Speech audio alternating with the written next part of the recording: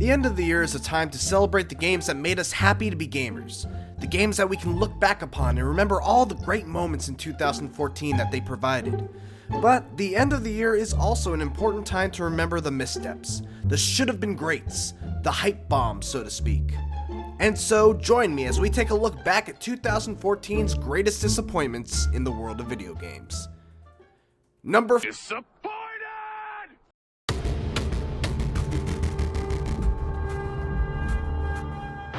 With the successes of games like Dishonored and Deus Ex Human Revolution, the timing was perfect for the granddaddy of all first-person stealth games to make its return.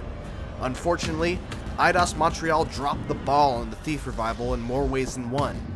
The game was littered with bugs and especially audio glitches, as enemies would constantly repeat lines of dialogue that they just said. The game also featured an annoyingly confusing hub world that constantly forced players to wait through load screens, dumb AI, and an archaic stealth system that made you feel either almost completely invisible or like you were wearing a vest of neon lights. It definitely wasn't all bad. The inclusion of a swift dash maneuver was an extremely smart addition that I'd like to see more stealth games utilize, and there were a few levels that displayed some excellent level design. But the good was far outweighed by the bad, making the Thief reboot one game that will forever remain in the shadows of the year that was 2014. Number 4. When playing The Sims 4, you get the feeling that EA and Maxis backed themselves into a corner after The Sims 3 and its myriad of expansions. Sims 3 was so feature-packed, especially if you included all of its expansions, that it set the bar impossibly high for a vanilla version of The Sims 4 to meet. But The Sims 4 didn't even come close to that bar. Everything in The Sims 4, with the exception of the graphics and some improvements in social interactions, felt like a significant step back for the series. Gone was the open world and sense of freedom found in The Sims 3. Gone was the creative style system. Gone is the toddler stage of a Sim's life. Gone were the pools, well, at least they were until last month, 2 months after the game came out. Lots were smaller, and so on.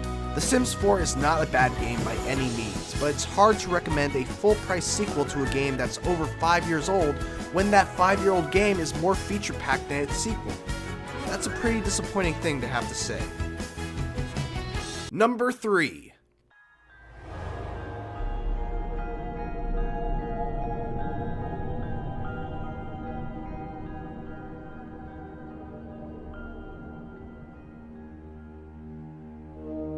I, like many I believe, have a very complicated relationship with Destiny.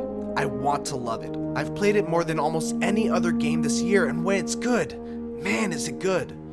Those 2 raids had some of my favorite gaming moments of 2014, and playing the strike missions, the first few times at least, with a pair of buddies was great. The problem is that the good moments only make up about 15, maybe 20% of the game. The rest is Chore Simulator 2014.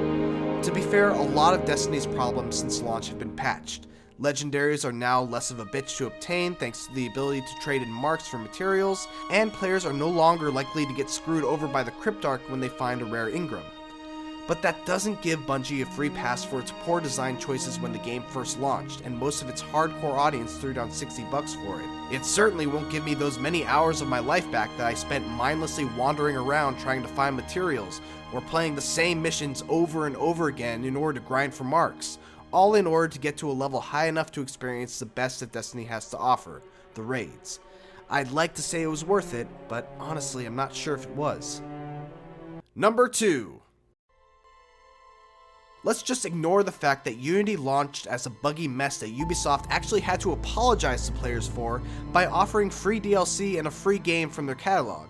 Let's also ignore the shady way that Ubisoft took advantage of embargo agreements in order to ensure that game reviewers couldn't inform players of Unity's shoddy quality until the game was already out. Even if you ignore all of that, Assassin's Creed Unity is still a pretty big disappointment just on its gameplay alone. Unity does basically nothing to improve the core Assassin's Creed gameplay, and as a result, the game feels stale. It certainly looks great, and Arno is actually one of the more likable protagonists in the series, but combat is boring, the AI is awful, the story ultimately has absolutely no significance in the overall plot of Assassin's Creed as a whole, and to top it all off, the game's economy and upgrade mechanics are influenced by microtransactions. With Unity, Assassin's Creed took a leap off of a rooftop and someone moved the haystack. Number 1.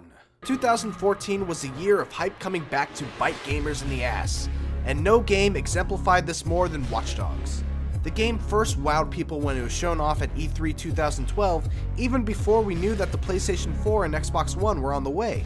The graphics looked incredible, it appeared to have an awesome mechanic that allowed you to hack any electronic to gain an advantage over your foes, and the people on the street felt like they were actually people and not just decorations. It was super impressive, and it turned out to be mostly a lie. The game didn't end up looking nearly as good as it looked in the E3 demo. The hacking turned out to be little more than a gimmick, and the mission that was displayed in the demo wasn't even in the actual game. Add on to that the poor driving controls, one of the worst main characters of the year in Aiden Pierce, an extremely disappointing licensed soundtrack, and a forgettable story, and you're left with a pretty forgettable open world shooter that pales in comparison to GTA 5. Watch Dogs is not a bad game, but few games have as much of a discrepancy between how good it appeared to be and how good it actually was.